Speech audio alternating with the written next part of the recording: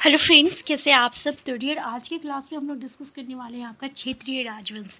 तो चलिए हम लोग समझने की कोशिश करेंगे इस टॉपिक को एक कहानी की तरह, और हर एक वो इम्पॉर्टेंट पॉइंट को डिस्कस करेंगे जो कि हमारे एग्जामिनेशन के लिए एग्जामिनेशन पॉइंट ऑफ व्यू से इम्पॉर्टेंट है और जहाँ से हमें क्वेश्चन बनता है। ठीक है, क्योंकि इसको डिस्कस करने के बाद हम लोग इस टॉपिक से रिलेटेड आपका MCQ भी करेंगे। ठीक है, तो देखिए सबसे पहले स्टार्ट होता है आपका मुंडा राजवंश।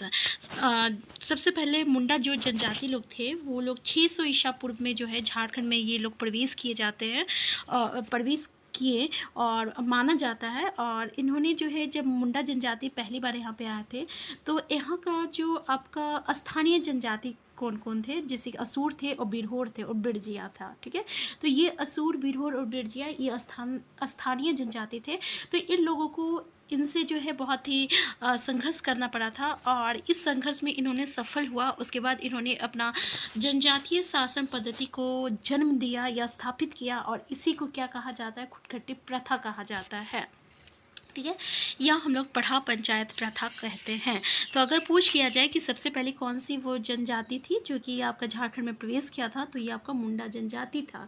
ठीक है, और स्थानीय जनजाति कौन था उसमें, तो असुर, बिरहोर और बिरजिया था। और खुटखटी प्रथा क्या है, तो जो जनजातीय शासन पद्धति जिसको आपका मुंडा लोग जो है, मुंडाओं ने अपना पद्धति को जो जन्म दिया था उसे कहते हैं हम लोग खुटखटी प्रथा या पढ़ा पंचायत प्रथा।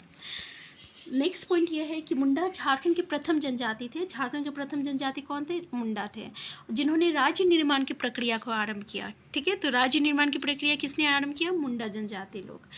मुंडा जनजाति का प्रसिद्ध आदि पुरुष किसको माना जाता है, रीसा मुंडा को माना जाता है, और यही जो है राज्य निर्माण की प्रक्रिया जो है शुरू किए थे।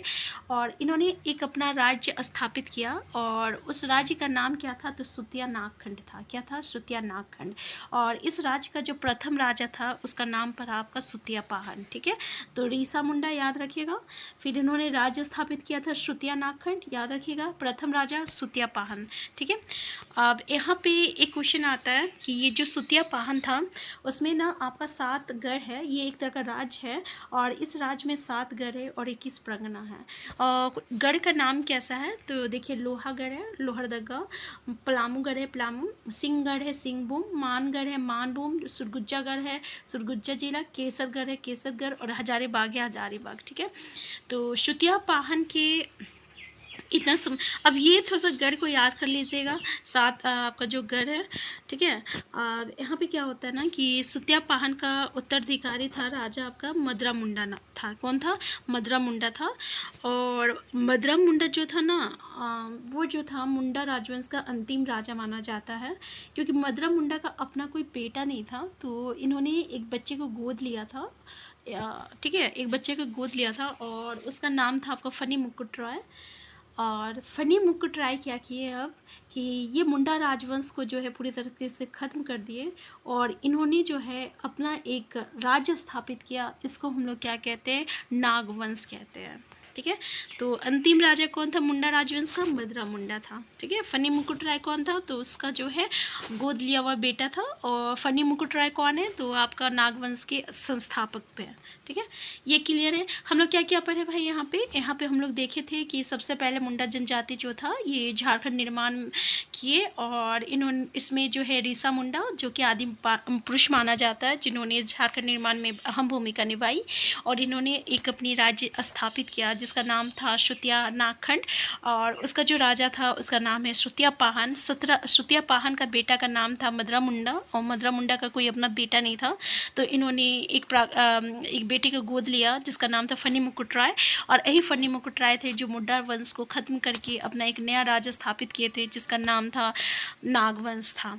ठीक है, और देखें कि सुतिया पाहन में जो है राज्य में आपका 7 गढ़ है और 21 परगना है। 7 गढ़ में लोहागढ़ आता है, पलामूगढ़ आता है, सिंहगढ़ आता है, मानगढ़ आता है, सुरगुज्जागढ़ आता है, केसरगढ़ आता है और हजारीबाग आता है।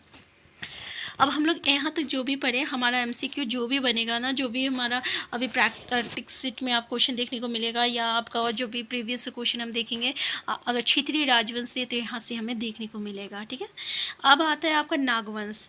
तो नागवंश के संस्थापक कौन है? फनी मुकुट राय थे, और इन्होंने नागवंश का आदि पुरुष माना जाता है। इन्होंने 64 ईस्वी में नागवंशी राजा की स्थापना की थी और श्रुतियाम्बी को जो है अपनी राजधानी बनाया था। पूछा जाता है श्रुतियाम्बी किसकी राजधानी थी? फनी मुकुट राय की राजधानी थी। इनका विवाह जो था पंचायत राज के गोवंशी क्षेत्रीय में हुआ था, और इन्होंने पंचायत राज की सहायता से ही क्योंझो राज्य को पराजित किया था और अपना अधीन किया था। देखिए, ये पहली बार हुआ इसके शासनकाल में, फनी मुकुट राय के शासनकाल में, कि इन्होंने झारखंड क्षेत्र में जो है नए लोगों को, बाहरी लोगों को आमंत्रित किया था। तो इस तरीके से बनारस से आपका भौराय श्रीवास्तव आए थे और उसे इन्होंने अपना दीवान नियुक्त किया था। भौराय श्रीवास्तव याद रखिएगा, बनारस के थे, और इन्होंने झारखंड में उसका अपना दीवान घोषित किए। और इस कारण जो है झारखंड का संस्कृति में पहली बार अभी तक में गैर आदिवासी समाज सदान या मूलवासी का जो है आपका विस्तारीकरण हुआ था। ठीक है, क्लियर है यहाँ तक? अब फनी मुकुट राय ने सुतियाम्बे में एक सूर्य मंदिर का भी निर्माण करवाया था। पूछा जाता है, याद रखिएगा।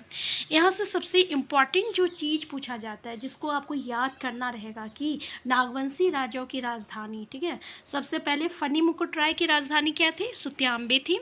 फिर उसके बाद आपका प्रताप राय आए, उसकी राजधानी चूटिया थी। फिर आपका भीमकर्ण आए, उसकी राजधानी खूखड़ा थी। फिर उसके बाद दुर्जन शाह आए, उसकी राजधानी दोईशा थी। फिर उसके बाद एनी शाह आए, उसकी राजधानी क्या थी? सतरंजी थी।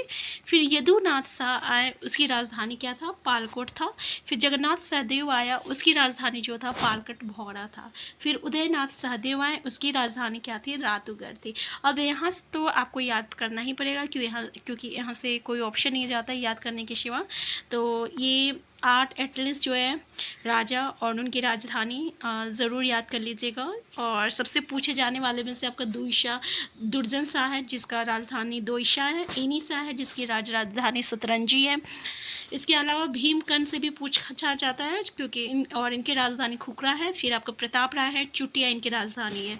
ये 4 तो इम्पॉर्टेंट है ही, लेकिन कुछ भी इम्पॉर्टेंट हो सकता है, इसलिए आपको ये सब याद रखना पड़ेगा कि यदुनाथ शाह पालकोट था, और पालकट भौरा जो था जगन्नाथ सहदेव का था, और उदयनाथ सहदेव का रातूगढ़ था।